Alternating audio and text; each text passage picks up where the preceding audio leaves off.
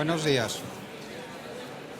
Estamos aquí para presentar un documento de consenso entre las sociedades Española de Cardiología y Sociedad Española de Medicina Interna sobre el diagnóstico y tratamiento del déficit de hierro en pacientes con insuficiencia cardíaca.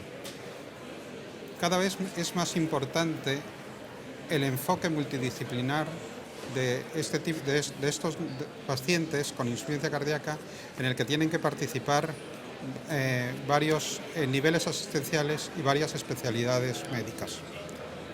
En este sentido, ha sido un empeño en los últimos años de nuestra sociedad y de la sección de insuficiencia cardíaca en concreto, tender puentes de colaboración con otras sociedades para el mejor tratamiento de estos enfermos, y un ejemplo es este documento que ha sido coordinado por el doctor Manito y que nos va él un poco a presentar cuáles eran los objetivos y cuáles han sido los resultados más importantes.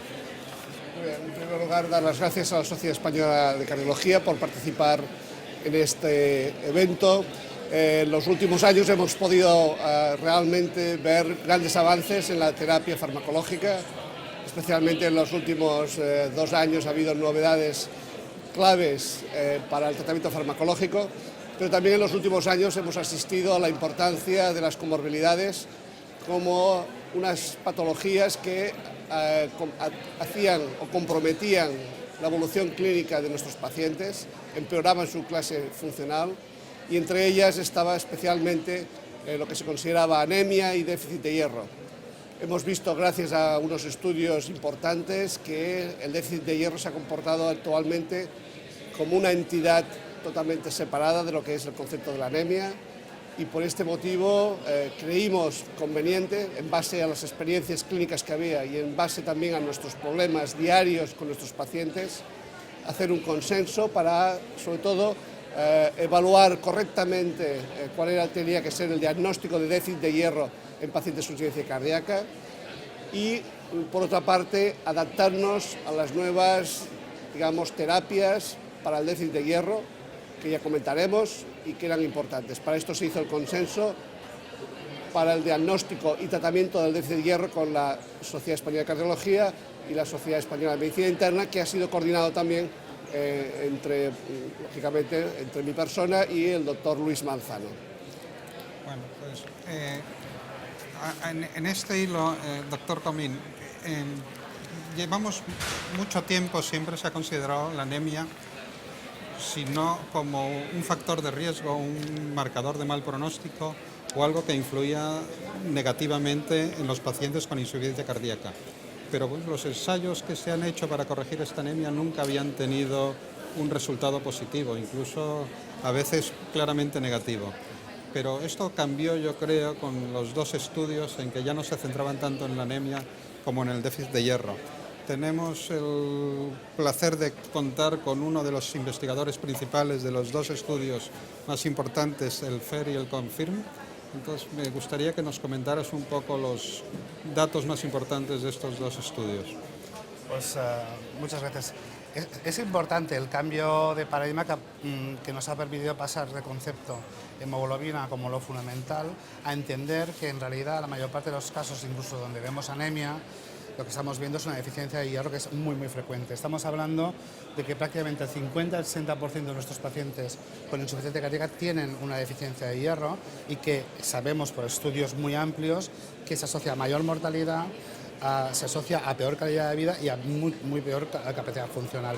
Yo creo que lo importante de tanto el FER-HF como el CONFIRM, son 2 estudios que se hicieron en enfermos con disfunción sistólica de insuficiencia cardíaca y con y sin anemia, es que la corrección de la deficiencia de hierro, en este caso con Ferinjet, supuso una mejoría muy significativa de síntomas y de calidad de vida, y lo que es muy importante, de capacidad funcional, y sobre todo una confirmación importante, es que aspectos tan importantes como el reingreso se reducen, es decir, tiene un impacto posiblemente en aspectos de progresión. Yo creo que esto es lo que nos han aportado fundamentalmente estos trabajos. Doctor Pinilla, está claro, cuando estudiamos un enfermo con insuficiencia cardíaca, que tenemos que estudiarle los factores de riesgo, la situación del riñón, los iones. pero pues, realmente no está en nuestra mente ni en nuestros protocolos el estudio de la dinámica del hierro. ¿Tú crees que esto se debería de hacer? ¿Cuándo se debería de hacer? Si en todos los enfermos, ¿cuándo? Y si de una manera sistemática se debería ya de disponer de una manera rutinaria de ese tipo de estudios en todos los enfermos con insuficiencia cardíaca. Claro, pues, hombre, yo creo que el problema es lo que decía Josep un poco, ¿no? Hasta ahora no hemos tenido muy en cuenta lo importante que es el hierro para el bienestar de nuestros pacientes y tampoco teníamos en mente la realización de un estudio de ferrocinética cuando los veíamos y los revisábamos en la consulta. Yo creo que primero se debería de incorporar a la estrategia general de seguimiento de los pacientes la determinación de un perfil de ferrocinética. De forma periódica, pues puede ser una vez al año en pacientes estables y en aquellos pacientes que tienen cierto grado de inestabilidad o empeoramiento de síntomas en los últimos meses, últimas semanas, pues deberíamos de realizarlo también porque podemos encontrar un déficit de depósito de hierro que reponiéndolo lo va a mejorar significativamente. Entonces yo creo que eso habrá que incorporarlo progresivamente a la sistemática de revisión de los pacientes. Muy bien. Yo creo en las guías de práctica clínica de insuficiencia cardíaca, tanto la americana como la europea, pues está perfectamente establecido cuáles son los tratamientos con los que debemos empezar. Está claramente establecido los diuréticos, los betabloqueantes, los inhibidores de la ECA o inhibidores mineralocorticoides, pero yo me gustaría saber tu opinión de cuál es el momento en que tenemos que empezar a utilizar el hierro como tratamiento en estos enfermos, porque las guías todavía no nos lo aclaran muy bien. Estos son los aspectos que quiere cubrir el consenso, ¿no? O sea, el consenso, uno de los objetivos fundamentales que ha tenido es trasladar a la práctica diaria, de alguna manera, lo que se destila de la evidencia, ¿no? El consenso, como tal, se ha estructurado en diversos apartados, en la parte de diagnóstico. Hacemos primero un repaso de la fisiopatología muy profundo, que yo creo que ayuda a entender el porqué de los resultados. Yo creo que esto hay que ponerlo en valor porque es una parte importante del documento. La parte de diagnóstico, que García Pinilla ha trabajado también con los compañeros de la SEMI, y en concreto en la parte de tratamiento abordamos en qué momento yo tengo que plantearme el inicio. Nosotros lo que, a partir de la experiencia del diseño de los estudios Fellowship y Confirm y la experiencia que tenemos todos en este campo, establecemos que hay puntos clave. Yo creo que primero, que la evaluación debe ser sistemática en toda evaluación inicial en un paciente con fallo cardíaco, que siempre que haya datos de progresión, también clínica o subclínica, debemos reevaluar el estado del hierro, y es en este punto donde todo paciente que realmente tiene deficiencia de hierro, especialmente si ya ha caído la hemoglobina, porque es un marcador de mayor eficiencia, debemos plantearnos el tratamiento. Esto puede ser habitualmente en un paciente que estamos en fase, vamos a imaginar, ¿no?, de optimización de fármacos titulación, y donde en el proceso de optimización reevaluamos cómo está el estado del hierro y complementamos la corrección como proceso de tratamiento, ¿no?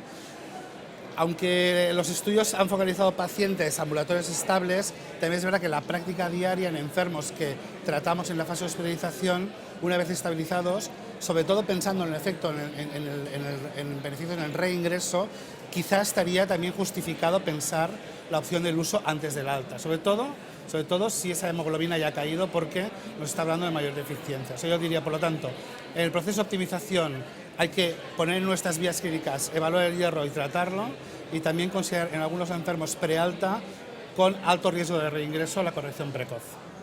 Muy bien, y bueno, siempre hay el debate. El hierro, hay muchos preparados de hierro oral y también hay cada vez más de hierro endovenoso que han tenido pues bastantes detractores por problemas sobre todo alérgicos. ¿Hay diferencia entre dar el hierro oral o hierro endovenoso? La diferencia fundamental es que no tenemos ninguna evidencia que el hierro oral sirva para nada en estos enfermos, y estamos en un entorno de evidencia, ¿no?, y de medicina basada en la evidencia. Hay estudios en marcha que lo van a evaluar. A priori, ¿no?, tal como funciona la fisiopatología de la deficiencia de hierro, el hierro oral posiblemente tenga un rol muy limitado, porque la absorción intestinal de hierro en situación de enfermedad inflamatoria está comprometido claramente, con lo cual posiblemente tenga efecto. Pero los pocos trabajos que hay con pocos pacientes en este sentido no demuestran que el hierro oral aporte ningún beneficio. Habrá que esperar estudios como el Ironaut, que está llevando a cabo en Estados Unidos, y sabremos realmente qué hay que hacer. Y en cuanto a los hierros intravenosos, hay que recordar que para que tengamos el hierro no se puede administrar de forma libre porque es tóxico. Entonces necesita ir con un caparazón de hidrato de carbono. Entonces, ese hidrato de carbono es el factor que condiciona la anafilaxia y la toxicidad. Entonces, por eso los preparados no son iguales. Y hay que recordar que precisamente la carboximatosa férrica tiene un perfil de seguridad extraordinario comparado con muchos otros. Por lo tanto, yo creo que ahora tiene que ser tratamiento de elección, fundamentalmente. Muy bien. Y Nicolás, tú con un aspecto un poco más organizativo, pues dar tratamientos parenterales endovenosos es más complicado que dar oral, sobre todo en pacientes ambulatorios. ¿Cómo crees que está resuelto este problema? ¿Cómo se podría resolver o qué ideas podríamos aportar para que se pudiera generalizar el uso? Porque no hay que recordar que en la situación actual el tratamiento con hierro es de uso y dispensación hospitalaria por problemas administrativos. Lógicamente. Bueno, de entrada hay que remarcar la importancia en los últimos años de esa estructura que se ha generado, como tú decías, multidisciplinar, en base a las unidades de insuficiencia cardíaca. Hay muchísimas unidades de insuficiencia cardíaca ya estructuradas en nuestro país, muchas de ellas tienen hospitales de día, tienen áreas de tratamiento específico para pacientes con insuficiencia cardíaca. En estas áreas es realmente, digamos, fácil el poder administrar medicamentos por vía parenteral, diuréticos, inotropos, en este caso el hierro. Pero yo creo que el punto de inflexión ha sido que hoy día disponemos de tratamientos para déficit de hierro, como ha sido el uso de estos momentos del Ferinjet, que permite la administración del hierro prácticamente entre 20 minutos y media hora máximo prácticamente, y el paciente tiene que estar, digamos, en total en la consulta alrededor de una hora. Es decir, esto en estos momentos es realmente un tratamiento eficaz y de administración rápida. Esto significa realmente para un paciente muy poco esfuerzo, prácticamente son entre 1 y 2 dosis, con lo cual, ¿qué ocurre? Que ese paciente va a notar una mejoría inmediata. Lo más importante que hubo, tanto en el CONFIR como en el CHF, es que la administración de hierro por vía endovenosa hace que el paciente mejore ya los primeros días y las primeras semanas a su administración, a gran diferencia del hierro oral, que el hierro oral sobre todo pues, hace un efecto a lo mejor al cabo de 5 o 6 meses. En la insuficiencia cardíaca necesitamos que nuestros pacientes mejoren rápidamente, precozmente. Esto solo se puede conseguir con la administración parenteral, administración endovenosa del hierro. Esto los pacientes lo ven como realmente un beneficio y la verdad es que hoy día cualquier, digamos, cardiólogo en cualquier zona de un hospital puede administrar fácilmente ese tipo de tratamientos, no es un impedimento y también puede ser evidentemente paciente hospitalizado, paciente que viene a la consulta. Y aquí hay un papel también muy importante por parte de enfermería. La enfermería que está implicada en las unidades de insuficiencia cardíaca tienen un manejo exquisito con este tipo de fármacos. Muy bien. Y pues ya lo tocó un poco de pasada antes el doctor Comín, pero estos estudios se han hecho todos en insuficiencia cardíaca crónica. ¿Tiene algún papel el tratamiento con hierro en la insuficiencia cardíaca aguda, en el enfermo en urgencias? José Manuel puede también responder. Hay ya evidencia de que los pacientes con insuficiencia cardíaca aguda también tienen déficit de hierro, y eso hay publicaciones muy recientes que lo confirman. Y sobre todo yo creo que tiene el problema fundamental es que los parámetros en los que definimos nosotros el déficit de hierro son la ferritina y la saturación de transferrina. El problema en agudo es que la ferritina de por sí suele estar un poquito elevada, entonces probablemente haya otros parámetros bioquímicos que tengan más interés en pacientes agudos, como puede ser la ecidina. Lo que pasa es que son parámetros que ahora mismo no están tan disponibles. Lo que sí que da la impresión es que en pacientes agudos, en los que se constate un déficit de hierro, ahora mismo con los métodos que tenemos habituales, tiene una ventaja enorme de la administración parenteral, y es que el paciente antes de ver alta pues se puede llevar la dosis completa o la mitad de dosis y luego tener que venir de forma ambulatoria al hospital de día simplemente otro día o no venir más, porque conseguimos una represión de depósito de hierro que puede durar 6 meses, un año. Yo creo que esa es una ventaja importante que hay que tener en cuenta también en agudo. Muy bien. Bueno, yo creo que, bueno, pues ya para ir concluyendo, agradecer la participación de todos y pues como puntos más importantes de remarcar, pues pensar que es muy importante el tratamiento óptimo de los enfermos con insuficiencia cardíaca que disminuyen la mortalidad, pero que hay aspectos que son también muy importantes, como es el déficit de hierro, que nos va a mejorar mucho la calidad de vida de los enfermos, va a disminuir las hospitalizaciones y reingresos con todo lo que conlleva de morbimortalidad y de gasto sanitario, y que es una terapia fácil, segura, beneficiosa, agradecida, y que el tratamiento con hierro endovenoso, que ha tenido mucha mala prensa y muchos detractores, pues es un tratamiento útil, seguro y económico. Muchas gracias a todos.